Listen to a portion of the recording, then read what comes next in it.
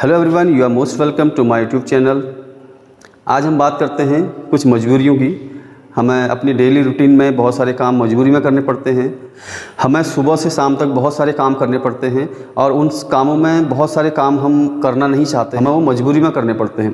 तो आज हम बात करते हैं उन कामों की जो हमें मजबूरी में करने पड़ते हैं। तो उन कामों की बात हम करते हैं हैज़ टू और हैव टू से। किससे? Have to and has to से। तो आज स्टार्ट करते हैं।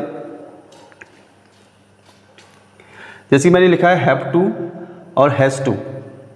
जब भी हमें कोई काम मजबूरी में करना पड़ता है, काम करना पड़ता है, कोई भी काम हो सकता है, मजबूरी में करना पड़ता है, हमारी इच्छा नहीं है उस काम को करने की, तो हम हैव टू और हैज़ टू का प्रयोग करते हैं। और हैव टू और हैज़ टू के बाद जो वर्ब आएगा उसमें फर्स्ट फॉर्म का यूज़ करेंगे, वर्ब की फर्स्ट फॉर्म का यूज़ करेंगे। इसका ध्यान रखेंगे। एग्जाम्पल के थ्रू इसको जानते हैं और क्लियर हो जाएगा। जैसे मैंने कहा मुझे सुबह जल्दी उठना पड़ता है, ये बहुत सारे लोगों की मजबूरी हो सकती है। तो इसको इंग्लिश में कैसे बनाएंगे? I have to get up early in the morning.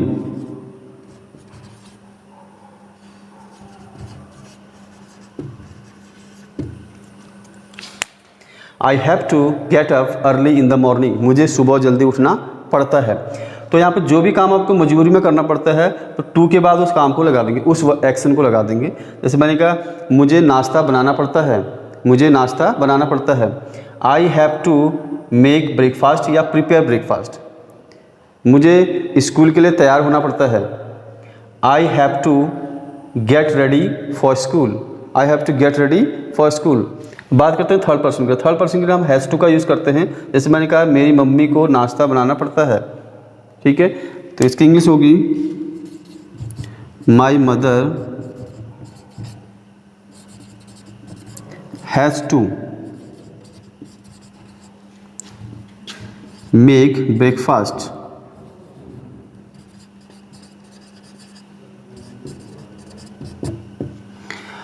My mother has to make breakfast. यहाँ भी हम थर्ड पर्सन के लिए कोई भी वर्ब लगा सकते हैं। जैसे मैंने कहा राहुल को कपड़े धोने पड़ते हैं, Rahul has to wash cloth. Sita को बर्तन धोने पड़ते हैं, Sita has to wash utensils. इस प्रकार से हम कई सारे वर्ब लगा के हम बहुत सारे सेंटेंस बना सकते हैं। एक एग्जांपल और देखते हैं। राहुल को स्कूल के लिए तैयार होना पड़ता है, तो इसकी इंग्लिश होगी Rahul has to get ready for school. Rahul has to, sorry यहाँ पर टू नहीं लिखा हमने, यहाँ पर हम टू का यूज़ करते हैं। Rahul has to get ready for school. Rahul को स्कूल के लिए तैयार होना पड़ता है। आपको पता है हैव और हैज़ किसके साथ लगता है? आई यू वी दे, इनके साथ हैव टू का यूज़ करेंगे और बाकी थर्ड पर्सन जो सिंगुलर है उनके साथ हैज़ टू का यूज़ करेंगे। तो आई होप आपकी समझ में ये हैज़ टू और हैव टू आ गया होगा, मजबूरी में जो काम हमें करने पड़ते हैं। अब हम बात करते हैं नेगेटिव सेंटेंस की। नेगेटिव मतलब नकारात्मक सेंटेंस, जो काम हमें मजबूरी में नहीं करने पड़ते हैं। एग्जाम्पल देखते हैं। जैसे मैंने कहा मुझे खाना नहीं बनाना पड़ता है, मुझे खाना नहीं बनाना पड़ता है। इसको बोलेंगे इंग्लिश में I don't have to make food.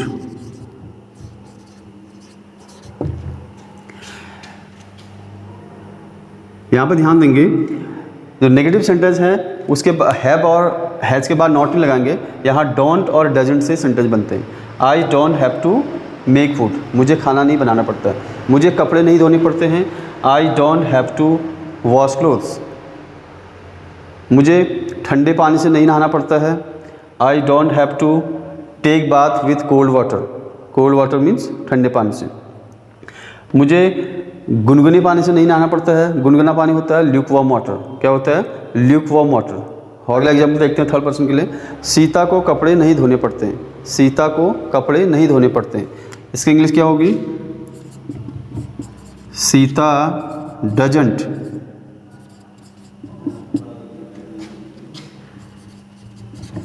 have to, Sita doesn't have to wash clothes.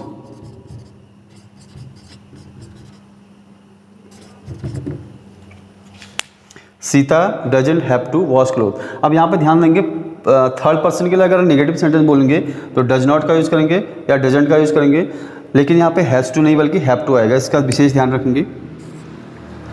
अगर थर्ड पर्सन के लिए नेगेटिव सेंटेंस बोल रहे हैं तो यहाँ पे हैव टू का यूज़ करेंगे आप। ठीक, राहुल को स्कूल पैदल नहीं जाना पड़ता है। राहुल को स्कूल पैदल नहीं जाना पड़ता है, इसको इंग्लिश में बोलेंगे Rahul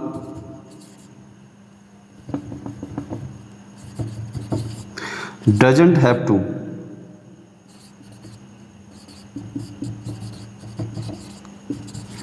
to go to school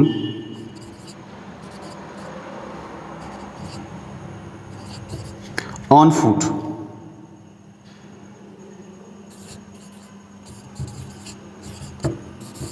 यहाँ पर ध्यान देंगे पैदल जाने को इंग्लिश में बोलते हैं ऑन फुट, तो Rahul doesn't have to go to school on foot. तो इस प्रकार से आप नेगेटिव सेंटेंस बोल सकते हैं।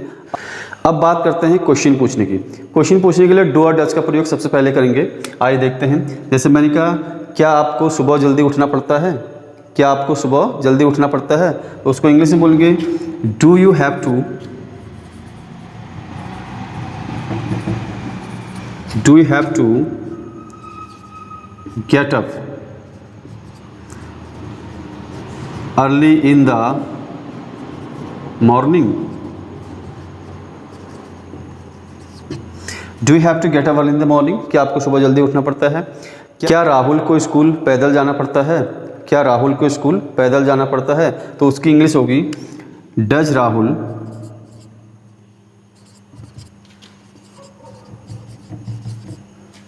Has to, sorry have to, क्योंकि डज के साथ हम हैव टू का यूज़ करते हैं। Does Rahul have to go to school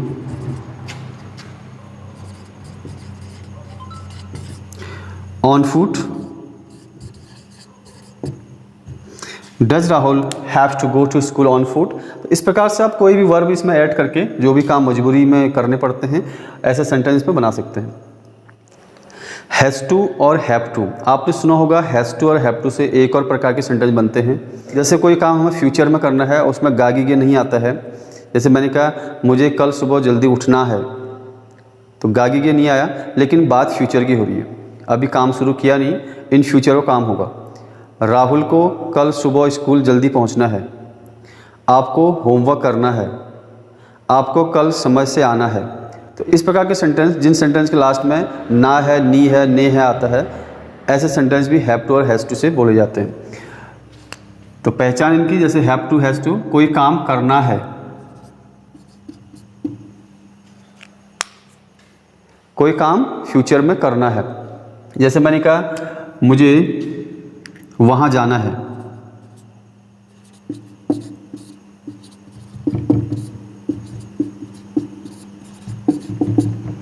मुझे वहाँ जाना है, मतलब वो काम अभी मैंने शुरू नहीं किया, इन फ्यूचर में करूँगा।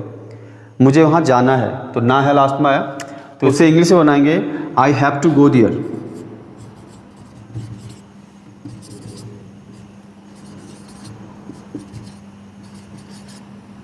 यहाँ हमने गो के बाद टू नहीं लगाया क्योंकि देयर कोई फिक्स प्लेस नहीं है, तो इसलिए यहाँ पर गो के बाद टू नहीं लगाया।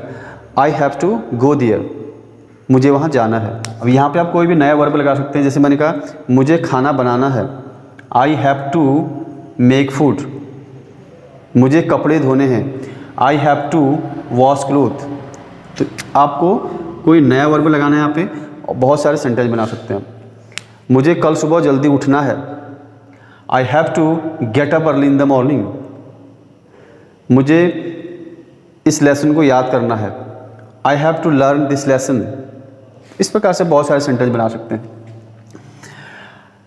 ऐसे यू के लिए बना सकते हैं आप। जैसे मैंने कहा आपको कल टाइम से आना है, आपको कल टाइम से आना है।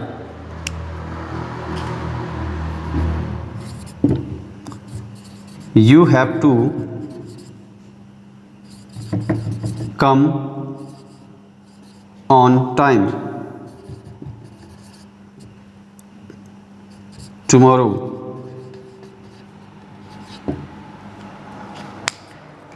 You have to come on time tomorrow।